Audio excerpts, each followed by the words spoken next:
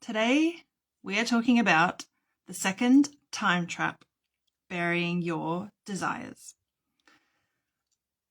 So I'm doing a bit of a series. So far we have covered time trap 1, abdicating your identity, and the skill that you need to cultivate to combat that trap, which is forging your identity on purpose.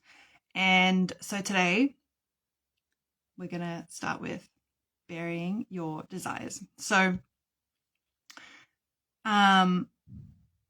what happens is we disengage from our desires because over time we collect a lot of evidence that our desires are not safe, they're not good, they're leading us down the wrong path, they're not leading us towards God. And so this leads us to disengage. And really what's happening is we're not navigating that tension well between urges for comfort and desires for greatness. So what happens is you see all of these places that your desires are not ordered, and they're leading you towards actions and habits that you don't want to take. And you, instead of separating them and then detaching from disordered desires and reordering them, putting them all in the right hierarchy, we put all desires into one basket, lump them all together, and we pull back from them and treat them all with suspicion, including the dreams that God has placed on our heart, our actual good desires, and we feel guilty about any desire that we pursue, and we think that they all must be selfish, and it just becomes all very messy and not fun. And so some of the things that this might look like that you may not have associated with desire are, so firstly, if you are you don't engage with dreams, things that you want, projects that you want to pursue, a mission that's on your heart, if you don't engage with any of that because it's that maybe that's just me, maybe it's not what God wants me to do, I'm putting myself up on a pedestal, it would be prideful to pursue that or want that. So anything like that, if you are numbing out with your phone, if you find yourself maybe feeling spiritually dry and putting other things before prayer, any time that you find yourself, I've lost my notes. Anytime you find yourself doing what St. Paul says, where I do the things that I don't want to do and I don't do the things that I do want to do, it's because you are just not practiced in the art of focusing on and igniting the things that you actually want, the desires for greatness, because you are trying to avoid the urges for comfort. But then ironically, what happens when we distrust all desire is that then we keep, hi Gabby, when you distrust all of your desires and treat all of them with suspicion, ironically, actually, we just keep falling into we're trying to protect ourselves from falling into the bad habits, and then we fall into the bad habits because we're not engaging with a compelling vision, a compelling picture of what we actually want to do, what God actually might be calling us to do. And so we sort of automatically end up going for the phone, for whatever our usual status quo comfort measures are. So it feels useful and protective, but it actually is not. And what does all of this have to do with time? So, the things that we choose to do with our time, we choose to do them because we want to do them. So your desire is like the engine for how you choose to spend your time. And so if you, and one thing that a lot of people tell me they struggle with is motivation and being consistent. And so if you feel like motivation is outside of your control and it happens to you, it's like it comes and goes, then we end up in that place where it's like there's this thing that I feel called to do that I feel like I want to be doing, and yet I just don't feel motivated. It's just because we don't have the skill, or we don't see it as a skill that we can cultivate on purpose. And it also it wastes time because firstly there's a whole lot of confusion and back and forth and second guessing and self-doubt that then comes into play because we're trying to avoid ever wanting something that God doesn't want. And so we don't really move forward with anything. But then also our prayer life itself is less authentic. We have a less robust conversation with God, I think, because we're not bringing him our full self. It would be like if you were dating someone or if you were married to them. And so this is what we do. We're like, I just want to say, like, God, like whatever you want, Lord. I have no desires in and of myself, or I don't trust any of my desires, any of my dreams. But imagine if you did that with someone that you were dating, or even just a friend or your husband, like whatever. If they were like, if you said, where do you want to go for dinner? Or what do you want to do? Or what are you interested in? And it was just nothing. They just never gave you anything. They never had an opinion. They never had a desire. That would not be very fun. And yet we kind of do this with God a lot of the time.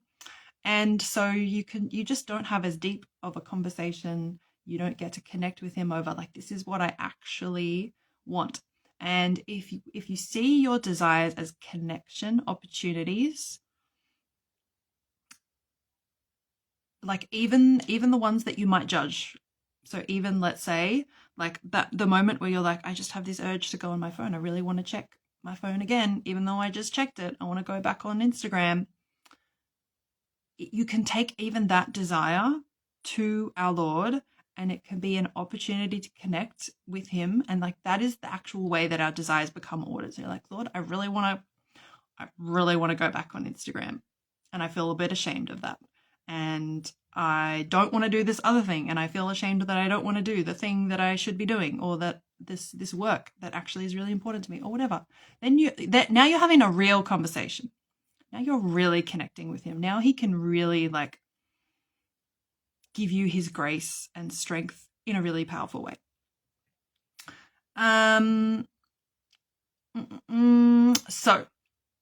what does that have to do with time? Like if you're like, the more robust your conversations with God, the deeper your connection with him, like the faster you're going to move, the more open and receptive you are to grace, the quicker you say yes to him, the less time you spend in like self-doubt and all of this. Like you're going to have more positive self-talk, like more trust in him. Like you're just going to move with so much less friction throughout your day.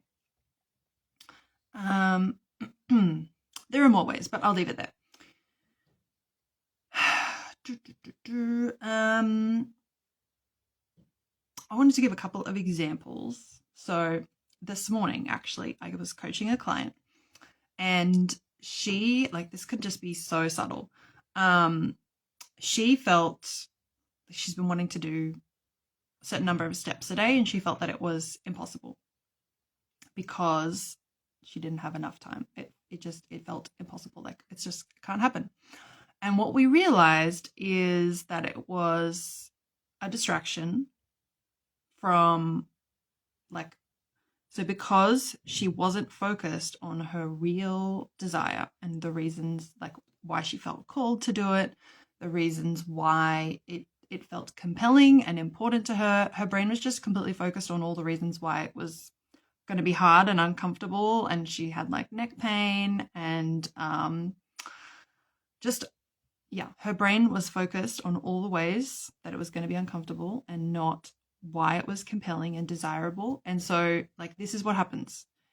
If the obstacles are bigger in your mind, if the urges for comfort are bigger in your mind then the desires for greatness, the things you actually want, the things you want to look back on in your life when you're 80 years old, like whichever one is bigger is going to be the one that you choose. And so it's really just the art of igniting the desire, like the real desire for greatness, to be smaller than the urge for comfort in the moment, whatever that urge is. And then what was fascinating was we noticed this coming up in another place in her life, where she was, instead of avoiding more physical discomfort, she was avoiding emotional discomfort from doing this reflection that was going to be a bit exposing or embarrassing maybe. And she was again saying, it's impossible, I don't have time for it. Like, it's just, time is really the least important factor. It's really always about something deeper and more interior. And today we're focusing on desires and the role that it plays. I want to talk about how the 5 steps in discernment, I call these the 5 Ds of discernment, and how burying your desires is going to hinder your progress in all of these. So the first is dream. One's pretty obvious. You're not gonna engage with desire. You're not going to dream. Dream big. Dream and like look forward.